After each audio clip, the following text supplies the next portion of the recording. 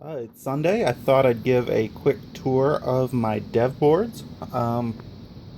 See what I have here in my pile of toys, and we'll go take a look around at them. Sorry for the low quality. I'm still just shooting these things on my phone. I probably need a video camera at some point. So let's take a look. Start over here at maybe the less interesting side. We've got an ST Micro, some sort of ARM board. Xilinx Cool Runner 2, that's a CPLD. We have a Z8 Encore dev board. So this is really one of the oldest ones I have. Pretty interesting. This is pre-Arduino days, so very interesting little board. Nice little CPU, but the board's a bit dated. There we have the Raspberry Pi 2.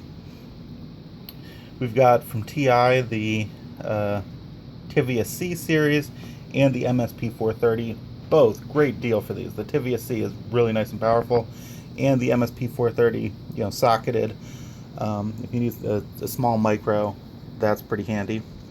Got the Digilant Basis 2 with the 100K gate Spartan 3. It's got some nice I/O, so you can play around with switches, buttons, ports. From Avnet, here's a Spartan 6 in this great form factor, so you can just plug it in your USB port and do some and program it. So that's pretty handy. Also has a USB to serial bridge on it, so you can get a console access. We've got a TMS 320 DSP board from TI. And the biggest, but not the most powerful, is this Xilinx Spartan 3E dev board. And this is pretty full featured. You got lots of stuff. You got encoders with push buttons and various switches, an LCD display, VGA out, serial network. This FPGA board also has network, but you see the I/O is much more limited. This one does not have network, but does have VGA.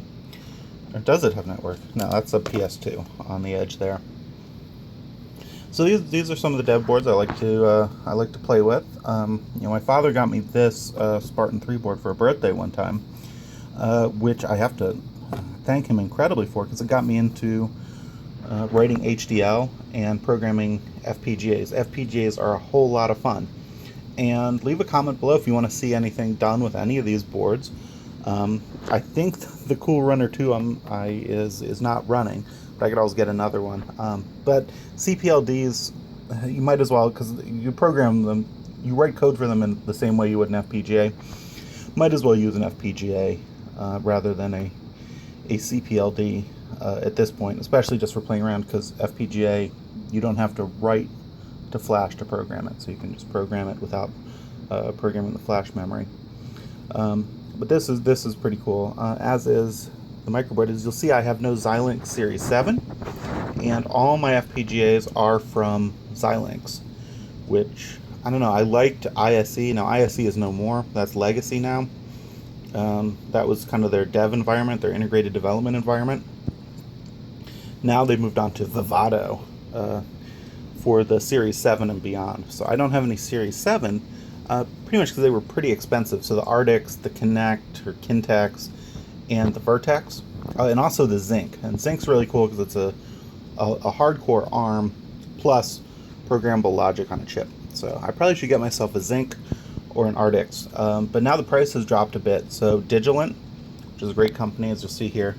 Digilant, not too much of a plug, but they provide some really good resources. If you're just getting started, really good resources. So they now have an updated Basis board. It's a great board to get started on. Something like this has a lot more features, but a bit more complicated. Of course, this is now several years old. But FPGAs are really cool. And OpenCore is a great place, so you can get bits and pieces. You can get a core for a CPU, a core for communications controllers, stitch them all together, and you've got a little system on a chip. But yeah, do leave a comment below if you'd like to see something with any or multiple of these. I do have some other stuff around here.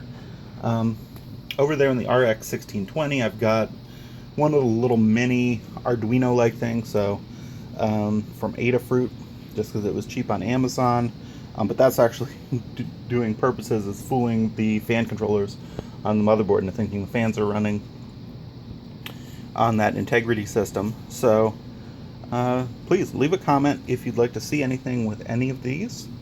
I do want to get into doing some more videos on FPGA stuff, maybe in running some classic hardware. And if you're not familiar with FPGAs, I'll take a look into them. I'll do some videos on FPGAs, but they are fantastic. So you can, at the logic level, not emulation in a CPU, but at a logic level, recreate classic machines. You can do a whole lot of other more useful stuff for the modern day, but people have done PDP-11s, PDP-8s that actually recreate the hardware, which is really cool.